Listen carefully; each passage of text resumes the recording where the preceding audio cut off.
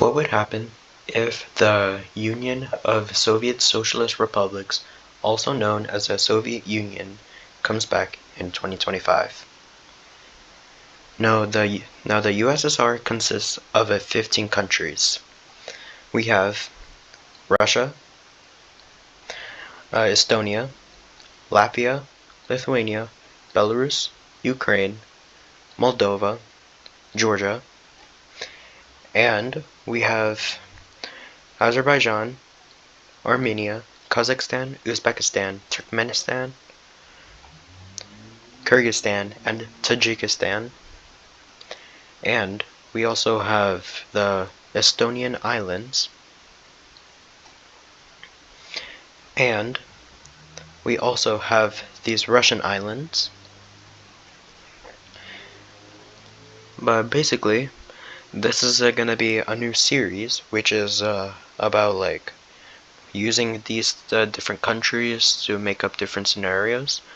For example, this one, which what would happen if the USSR comes back.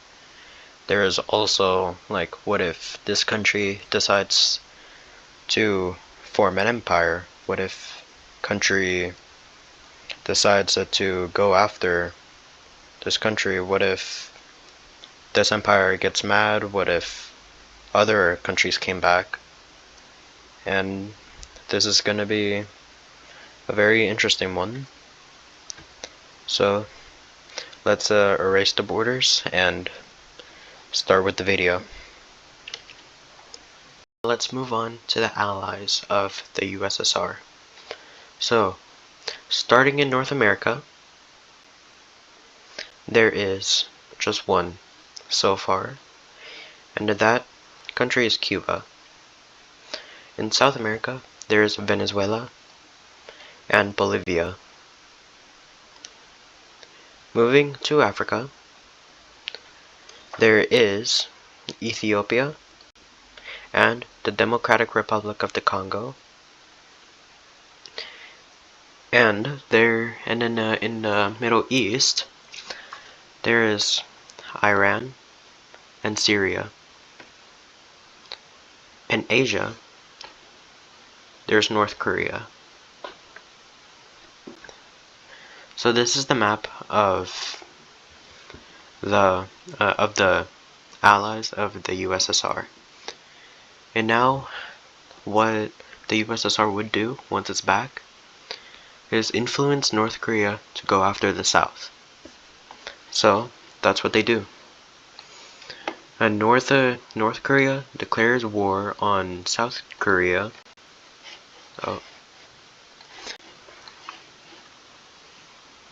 So now, Japan, an ally of South Korea, will help out.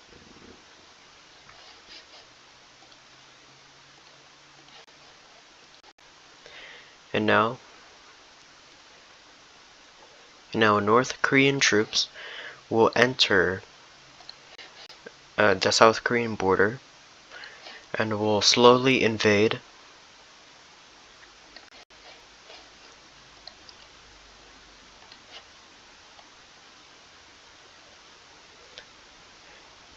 They take over Seoul, but then the Japanese troops arrive, liberating the top part of South Korea.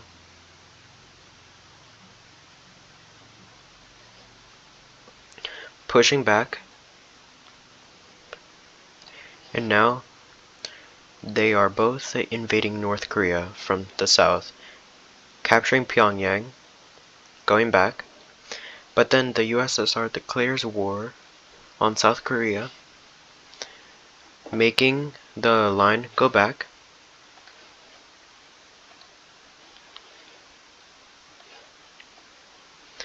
Liberating Pyongyang, pushing back at the border, and now going back into South Korea, almost capturing Seoul now, going even farther in, and now Japan is asking for help from its allies. And those allies are the US, oh, the US, and there is Colombia, Brazil, Chile, Peru, Argentina, and Uruguay.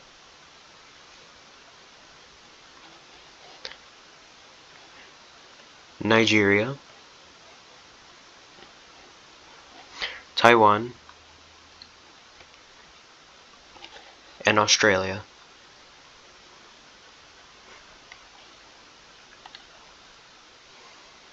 Now being backed up by the US, in North America, they would go through. They would go through Alaska just to go to the USSR and Russia.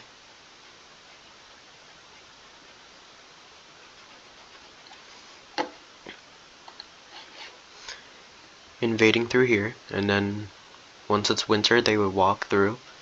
They would still have a hard time since they're not used to the cold. So they would stop right here. In South America, in Central, it's just, yeah, Cuba got taken over. Havana's now captured. And Bolivia, they just might as well. Same thing in Venezuela. La Paz and Caracas has been taken over. In Africa, Nigeria starts to transport their troops over to the DRC.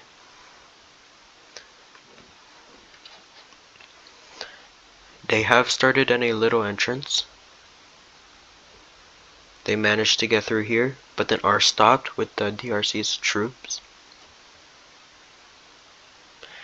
And then they would ask Eritrea and Somalia if they could enter the land to get to Ethiopia, but they would both refuse. And then later, Nigerian troops would enter the Mediterranean and enter into Syria, along with some Spanish troops, French, Portuguese, Italian,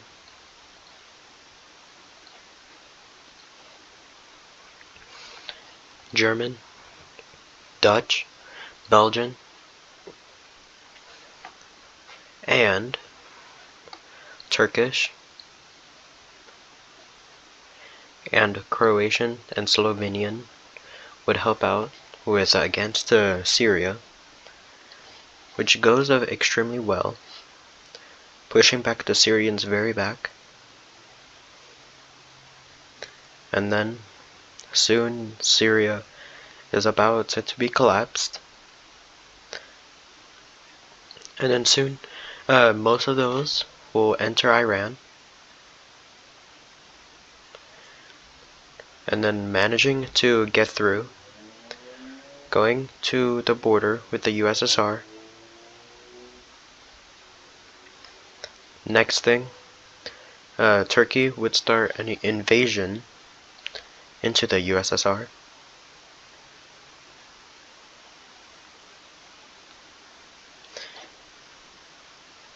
But they were slowly halted by the Soviet troops.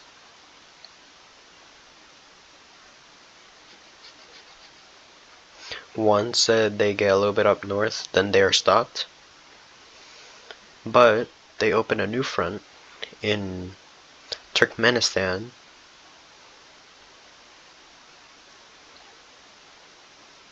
taking this whole lake for the Allies before stopping to the more USSR troops. But they start entering a new front into Iran, making Iran fight a two-front war. And then Australia would send their troops alongside with Taiwan to help out South Korea. So then, South Korea starts to push back the North Koreans alongside with the Japanese and Australian troops, and they start entering the North Korean border, taking over Pyongyang and going back. This time going even deeper into North Korea, splitting them off, and then eventually North Korea surrenders. Now the USSR is wanting to liberate North Korea, but they are slowly backed up with Polish troops, helped out by Germany, and now they also have Romania and Bulgaria and Hungary helping out, alongside with Finland. Now they're fighting almost a three-front war to a four-front war, and now Polish troops start entering into Ukrainian and Belarusian land. Also does Romania with Moldovan and Ukrainian land, about to enter the Crimean Peninsula. And then Poland takes over Kaliningrad and starts moving up towards Lithuania, Latvia, and Estonia. Soon, as the Baltics are under the Allies, and now moving forward, and then up here, Finland goes in, takes over this part of Russia, and attacking St. Petersburg, linking up with the Polish and the German troops. Since Finland is able to stand the winter, they go even farther, but soon stopped by the Russians once they get to this part. But then they manage to meet up with Turkey,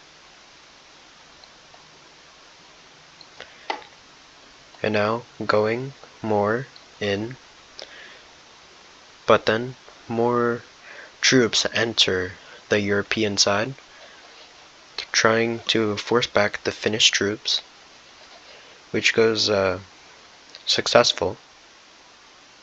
Now going into Ukrainian land, split them off, going back, and now they're helping out Iran with their land, and then they were kicked out. The Turkish go back, but there wasn't any time left. Now they're encircled and died.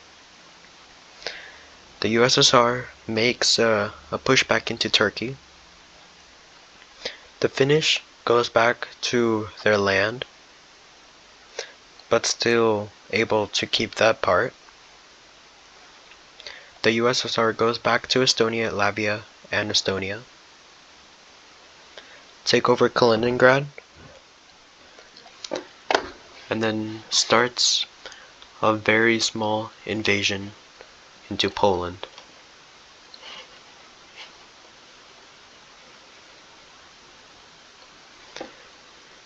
But they were soon back to meet with the more German troops, kicking them out, and starting another invasion into the USSR.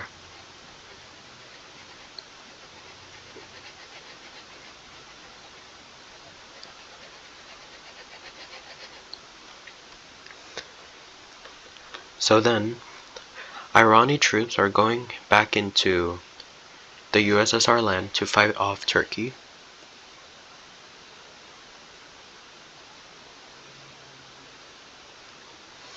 But they were soon met with the Turkish army again.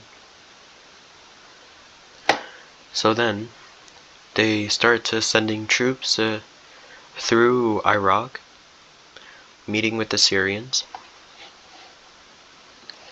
pushing them back.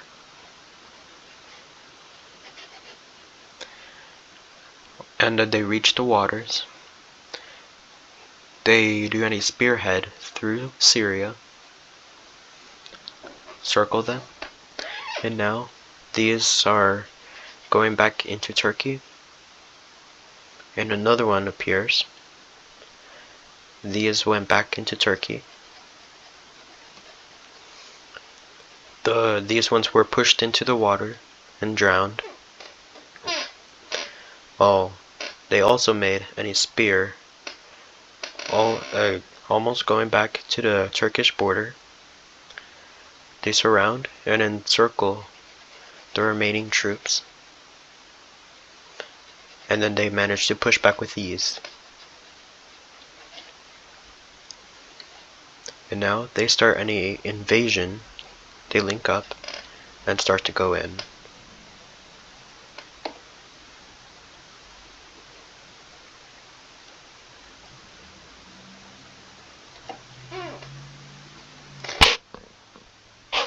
And here's it looking so far. Some Australian troops will go to the DRC and help out Nigeria with their advancement.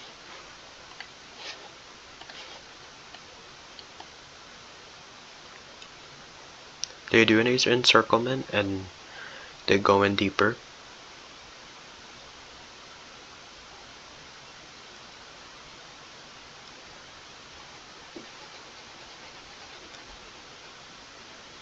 And now the DRC has lost their sea land in the west. So now Ethiopia over here is still safe, but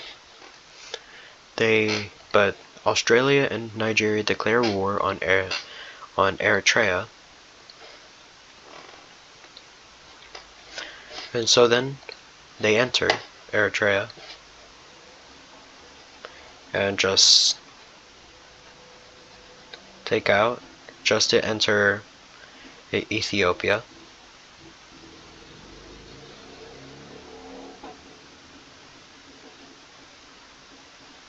And now they have a very easy war to win if they can. So then here's the world looking so far.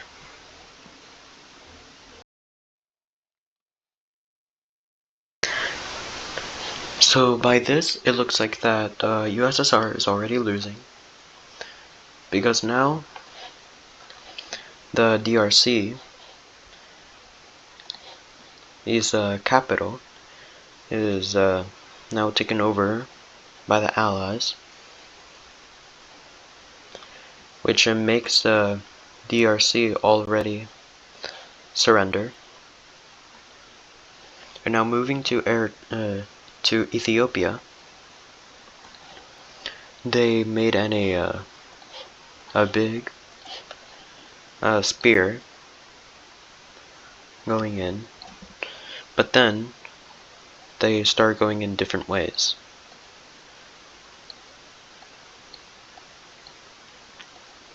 Soon confusing the Ethiopians, they start another spear.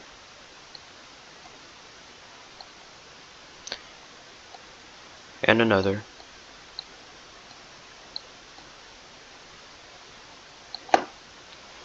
Eventually leading to the capture of their capital.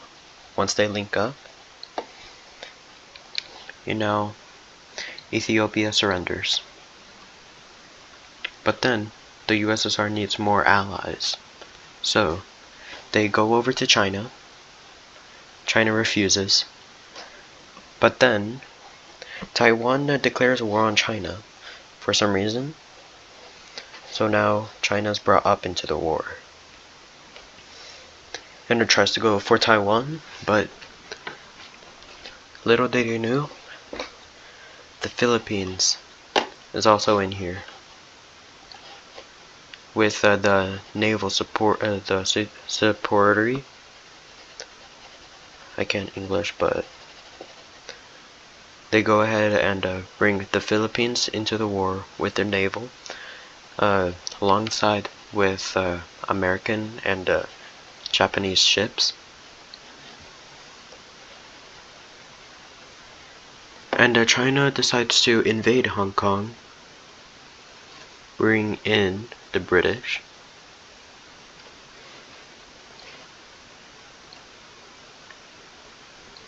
So the British sends troops over to Taiwan's help. And since the Chinese are a little bit delayed, they start any invasion into China.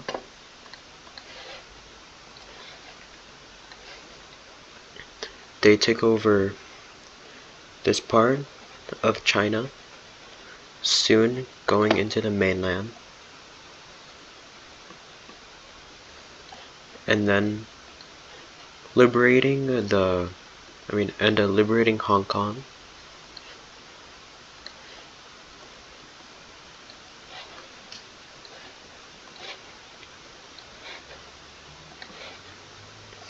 Then they move up towards Vietnam, and are going more past Hong Kong, almost taking over their ocean. But then they're soon stopped by the Chinese. And now the South Koreans and Japanese enter the Chinese border, which would go very successfully because almost all of them are downwards to Taiwan. And then they enter the USSR a little bit, but they focus into China, having a spear going in, and another one, and another one, and then another. Soon linking up and encircling a group of Chinese, making the advancement more easy.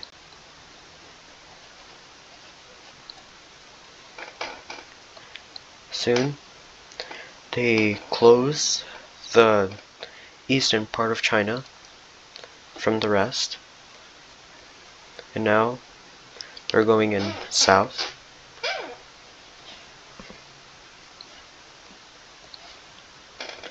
And this goes massively well, since all of the Chinese are down with Taiwan and the Philippines. So then, they start their battles, going in downward, making more advancements, but they start to slow down near Beijing, and they were kicked out again. So then, while they're fighting, Taiwan makes a big advancement, and then managing to go back here, and then advancing towards Tibet, near India. That goes massively well, but since nobody's here, they decide to go into the part where nobody would go, encircling the Chinese. Encircling it, soon taking it over.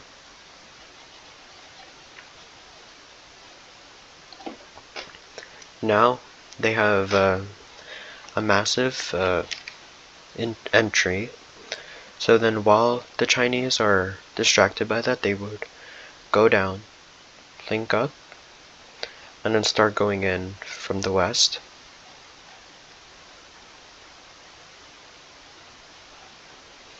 And then they manage to close off the sea, capturing Beijing,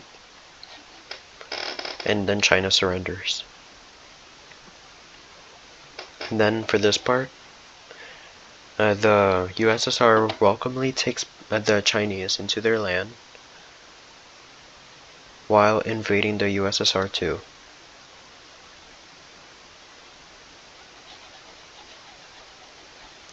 Soon, the USSR goes in, Japan takes these islands, and starts going in.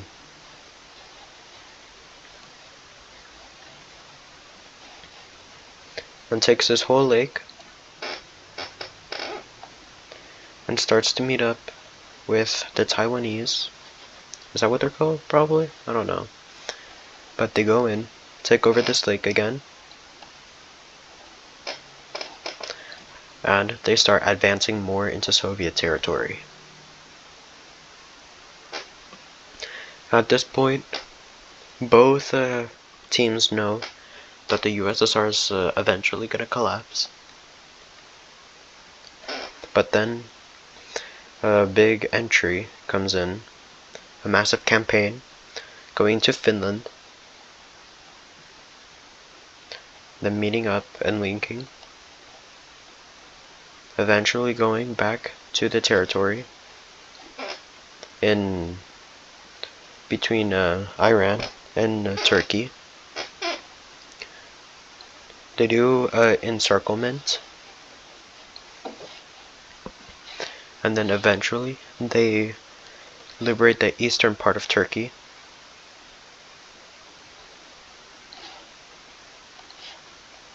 And going into Syria with a massive more troops, taking Damascus, surrendering. Now going into Iran, taking the part of the ocean, eventually encircling them,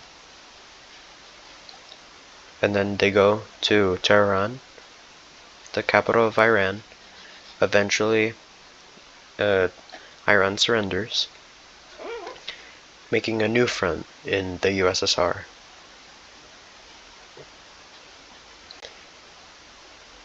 And since most of them already died, this already goes fairly easy for the Allies.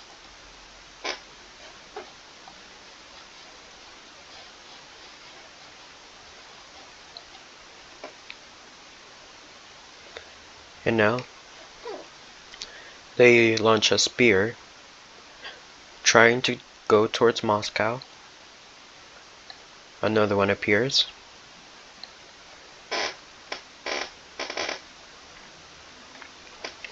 And then they starting to close the encirclement, while Russian troops are trying to escape the area. Some were successful, but still, they encircle it and take over Moscow. And then, eventually, it's taken over. And then, the USSR surrenders. So, let's look at a peace treaty.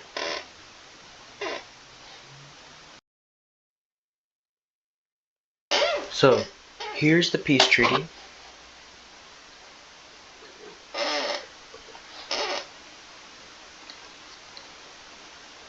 Okay, so here's the peace treaty.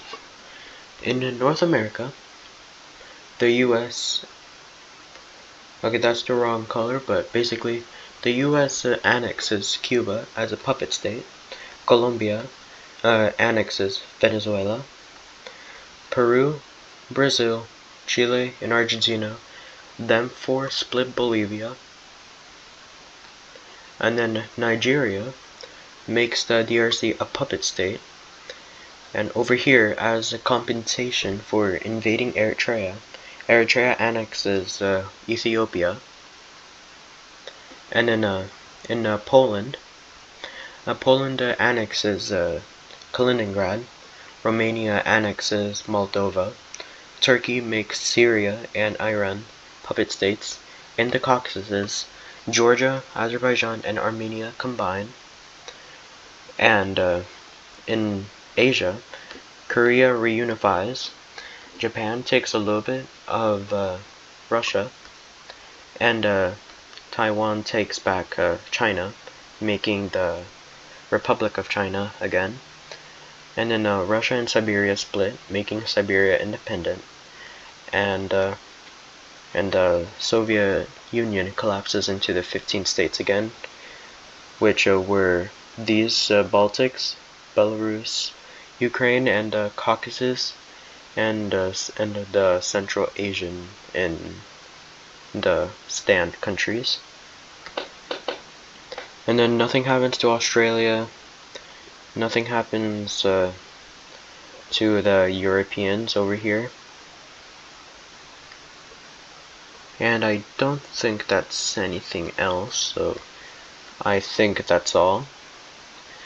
But yeah, this is what happens if the Soviet Union came back in 2025 and started going on a rampage and influencing other countries to start wars.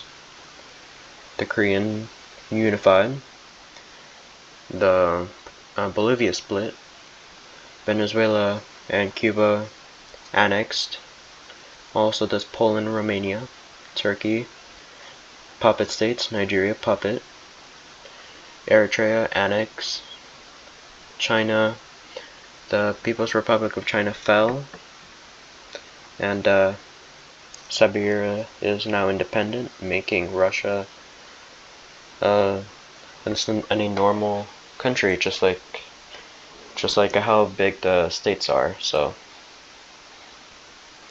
now Siberia I mean, I think Siberia might be equal to Canada probably, but I think Siberia is a little bit more bigger. So yeah, that's all, and I'll see you in the next series.